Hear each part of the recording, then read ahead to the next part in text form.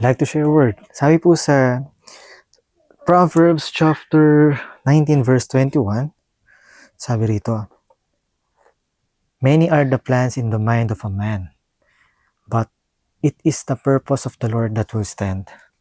Diba? Totoo naman. Dami nating plano sa buhay, dami nating ginugol, pero minsan hindi align sa plano ng Panginoon or sa purpose ng Panginoon sa iyo, kapatid.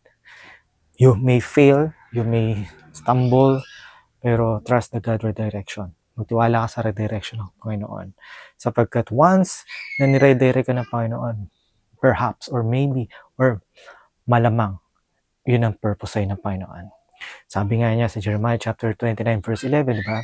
"For I know the plans that I have for you, plans to give you hope in the future, plans to give, diba? Not harm you." At syempre, minsan, bad things could happen.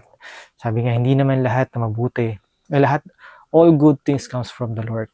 Sinabi ay good, hindi sinabing beautiful. Minsan, beautiful sa paningin natin, pero is it according to God's will? Or is it according to God's purpose? Ngayon, magtiwala tayo sa Panginoon, kapatid. Sabi nga sa Romans 8:28, "For I know, for all things works together for good for those who love Him and who are called according to His purpose." The word good comes from God. Hindi beauty, hindi pleasant. Minsan, good may be bad para sa atin, pero magtiwala ka sa Panginoon, kapatid. Trust God, trust Jesus, trust the Lord sa plano. So, yun lang. God bless.